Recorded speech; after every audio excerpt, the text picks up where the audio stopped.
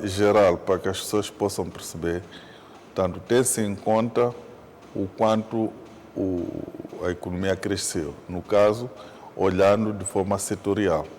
Ou seja, quanto a economia cresceu no ano anterior. No ano anterior, Pois. do ponto de vista setorial.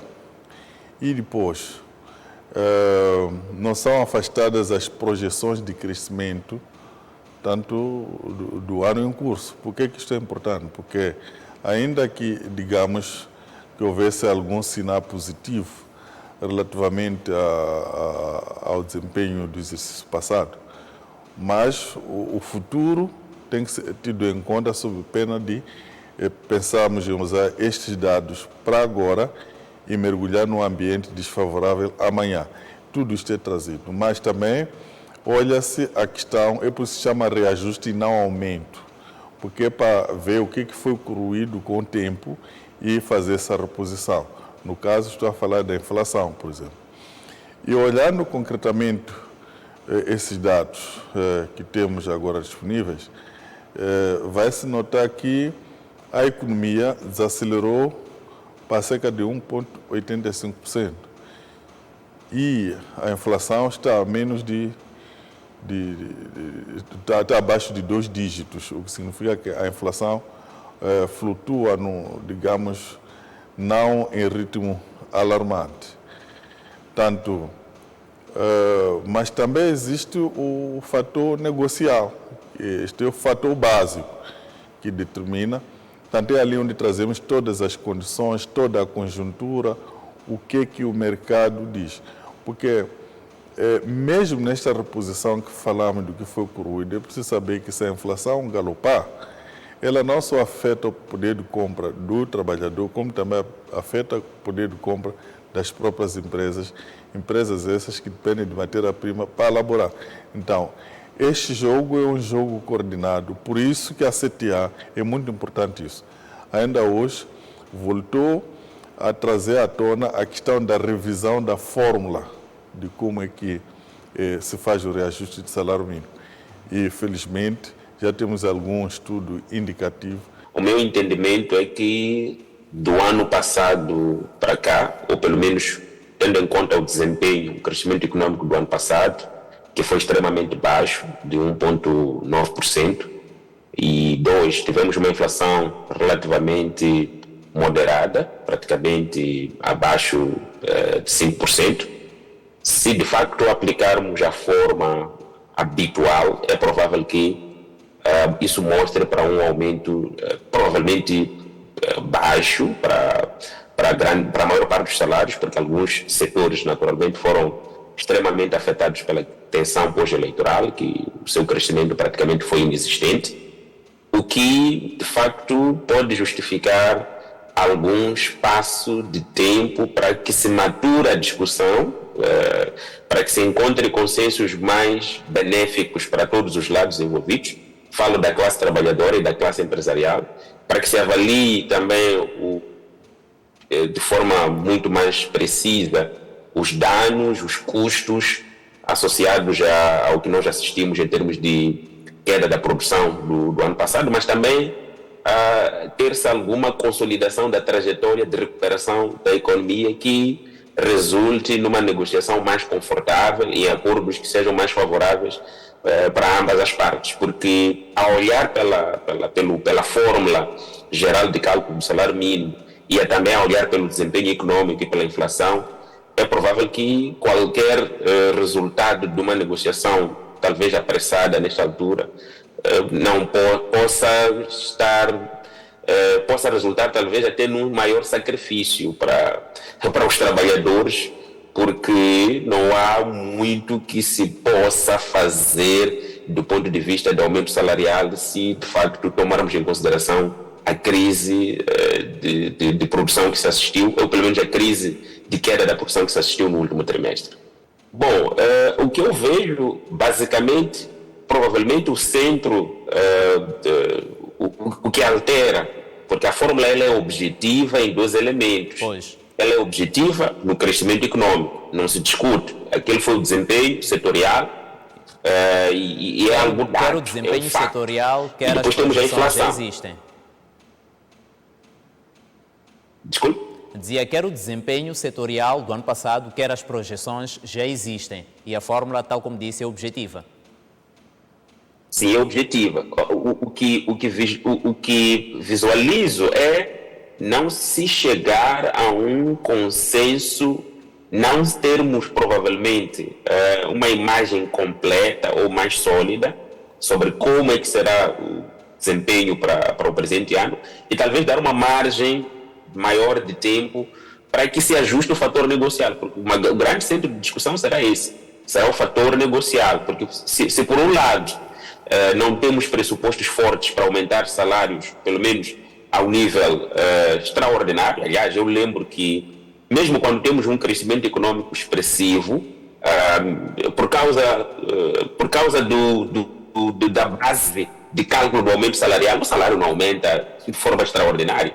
Lembro que o crescimento mais alto que tivemos do setor da agricultura no ano 2023 foi de cerca de 13%, mas mesmo assim o salário aumentou basicamente em 500 a 600 meticais, o que significa que o fator negocial, provavelmente precisa de tempo para que as partes possam discutir com maior profundidade, possam avaliar o risco, por exemplo, de ter aumento salarial que supere a capacidade do setor empresarial fazer face a isso, o risco que isso acarreta, por exemplo, para a redução do nível de emprego, se isso corroer a folha de salário ou a estrutura de custo das empresas e acabar até por criar certo nível de desemprego por causa do aumento dos salários acima da capacidade das empresas. Então é preciso, de facto, ter esses elementos, ter a sensibilidade à discussão, ter esta sensibilidade, para além de que o poder de compra do consumidor sempre é corroído anualmente. E enquanto se tenciona aumentar os salários para fazer face à cobertura do poder de compra corroído pela inflação, ao mesmo tempo as empresas têm dificuldades de lidar com aumentos salariais quando não houve um desempenho que justifique. E o fator negocial tem essa tendência positiva, negativa, para os trabalhadores ou para as empresas, e essa discussão precisa talvez ter em consideração esses elementos, e a maturação da discussão pode ser um fator de diferenciação para talvez levar algum tempo até que se encontre pontos mais consensuais. Eu digo, por exemplo, o fator negocial, ele não se pode medir. Certo. Portanto, é um fator que se joga, imaginemos estas questões de guerra, ou, por exemplo, discutir a questão de cabaz, coisas dessa natureza. Então, são situações que objetivamente não se podem medir. Então, o ideal era que tivéssemos uma fórmula em que, jogando os dados do desempenho setorial, então logo tivéssemos o resultado sem muitos equívocos. Então, que nos aproximasse mais ou menos a justiça de produção e da produtividade e também dos benefícios que os trabalhadores naturalmente têm direito de receber. Então, matava-se o fator negocial, que não se pode medir? Neste momento, há um estudo que foi encomendado, que é encabeçado e financiado pela OIT, então, que é para sabermos qual seria a melhor forma, porque há diversos modelos que circulam pelo mundo, então, para se ver qual é aquele que é mais aproximado da nossa realidade, para que possa trazer essa aproximação dos dados. Então, mas não queremos com isso dizer que tanto isto resolve todos os problemas que se levantam no âmbito desta questão salarial. Há muitas outras questões que são levantadas, por exemplo, sobre a fiabilidade dos próprios dados que nós recebemos. Se eu perguntasse como é que nós medimos a produção que nós temos na agricultura, nas madeiras, qual é a fiabilidade disso? Então, é um problema muito grande, mas também esta questão do Miscuí, tanto hoje juntar a produção familiar no meio do setor privado. Então, nós discutimos como é que se mede lá no setor familiar.